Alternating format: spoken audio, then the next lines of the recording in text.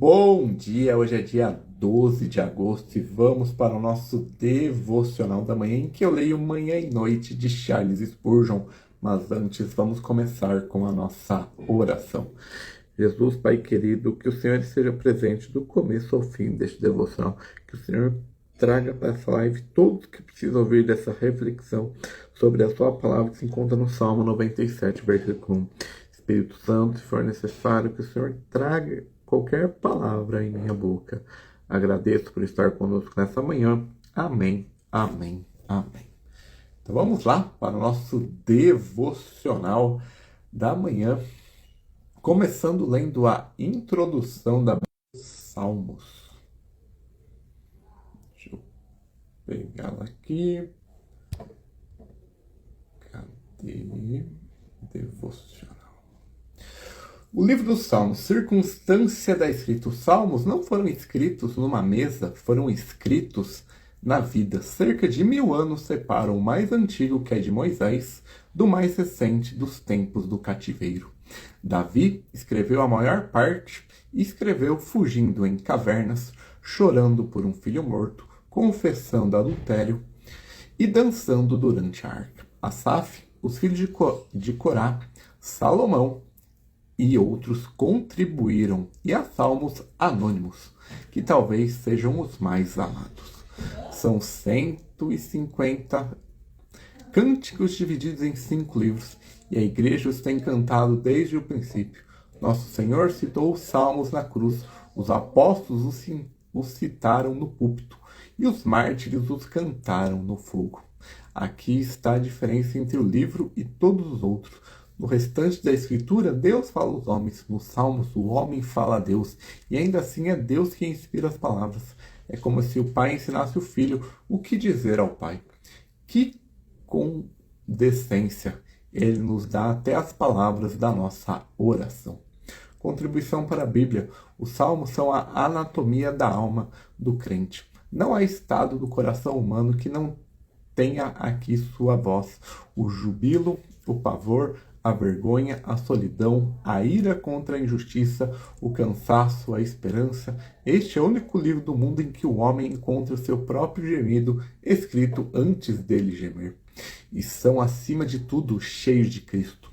Quem os lê, sem o ver, não os leu.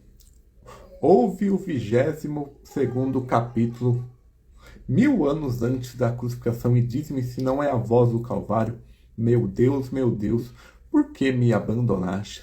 Porque está tudo tão longe de me ajudar e das palavras do meu bramido? Aquelas foram palavras que o nosso Senhor gritou nas trevas do meio-dia. E vê o que vem depois no mesmo salmo: e as vestes repartidas, as sortes lançadas, os ossos contados, as mãos e os pés transpassados. Nenhum poeta adivinha isso. Isto é profecia. Atende a estrutura da dor nesse cântico. Muitos começam num abismo e terminam em louvor, mas quase nenhum salta o abismo. O salmista não finge estar bem. Ele diz que sua alma está abatida e que as suas lágrimas são o seu pão, que Deus parece ter esquecido dele. Então, no meio do fim, vira-se para a própria alma e interroga, e manda-a esperar em Deus. Aí está o método da fé. Não é negar a treva, é falar com a alma dentro dela. Os salmos imprecatórios incomodam os delicados do nosso tempo. Não me incomodam. Ali um homem justo entrega a Deus sua indignação em vez de tomar a espada, e pede o juiz de toda a terra faça justiça. É o mais santo clamor por juízo divino do que executar vingança própria. Estrutura: livro 1, do Salmo 1 ao 41, quase todos de Davi. Começa com os 2 caminhos, a árvore plantada junto às águas, e a plana levada pelo vento, e a palha levada pelo vento. Contém o 22º, o 23º e o 24º, que são o Salvador morrendo, apacentando e reinando. Livro 2, Salmo 42 ao 72, a alma sedenta como o cervo, a confissão do 51º depois da queda de Davi, e o 72º, que descreve um reinado de justiça e paz que nenhum rei humano cumpriu. Livro terceiro, Salmo 73 ao 89. Asaf entrando no santuário para entender por que os ímpios prosperam. 84º, com as saudações dos átrios. E o 89º, que celebra a aliança com Davi e termina em perplexidade. Livro quarto, Salmo 90 ao 106, o 90º de Moisés sobre a brevidade da vida, o 91º sobre a sombra do Altíssimo e a série de cânticos que proclamam que o Senhor reina. Livro quinto, Salmo 107 ao 150, o 119 como 176 versículos em louvor à palavra, os cânticos dos peregrinos que subiam a Jerusalém e o grande final, 5 salmos de aleluia, terminando com tudo que respira louvando ao Senhor. A Bíblia dos judeus termina em sua oração e louvor, e assim deve terminar a nossa. Spurgeon em Salmos. Passei mais de 20 anos deste lado da eternidade trabalhando nos Salmos, reunindo o que os antigos escreviam sobre eles, acrescentando as minhas próprias notas. Foi o trabalho mais longo da minha vida e não me arrependo de uma hora.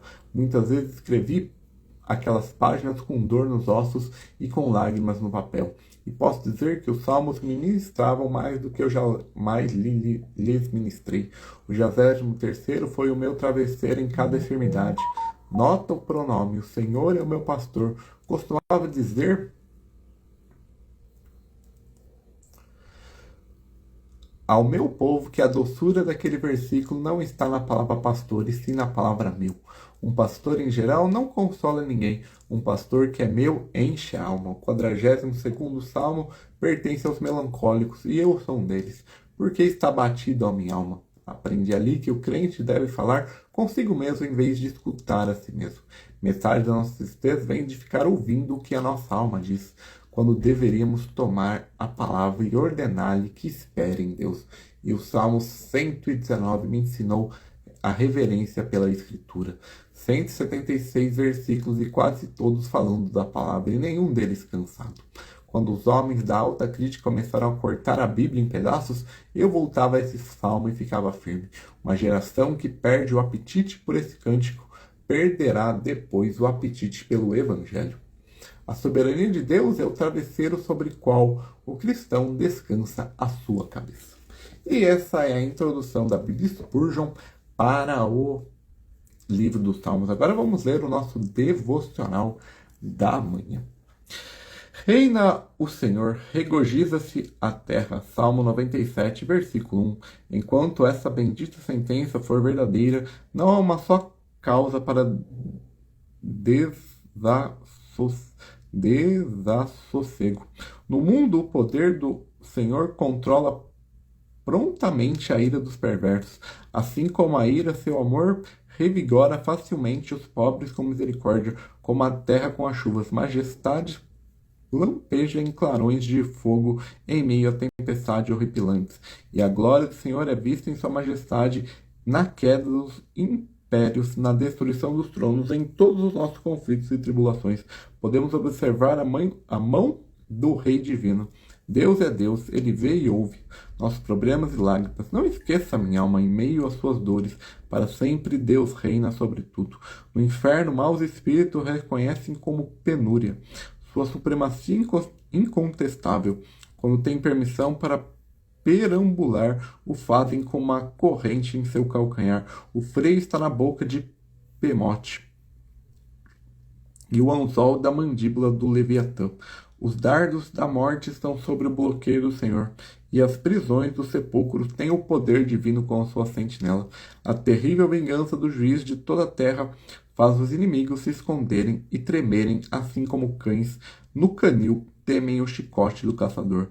Não temas a morte nem os ataques de Satanás. Deus defende quem nele confia. A alma lembra-se de que em suas dores, para sempre Deus reina sobre tudo. No céu, ninguém duvida da soberania do Rei Eterno, mas todos prostam o seu rosto para prestar-lhe honra. Os anjos são a corte de Deus, os redimidos são seus favoritos, e todos se deleitam em servi-lo noite e dia. Que logo cheguemos à cidade do grande rei. Pela longa noite de tristeza dessa vida, Ele nos dará paz e alegria. Alma, lembre-se de que suas dores para sempre, Deus reina sobre tudo. E esse é o Devocional da Manhã. Mais tarde, entre 8 e 9 horas, nós voltamos com o Devocional da Manhã. Que Deus te abençoe, te proteja. Amém, amém, amém.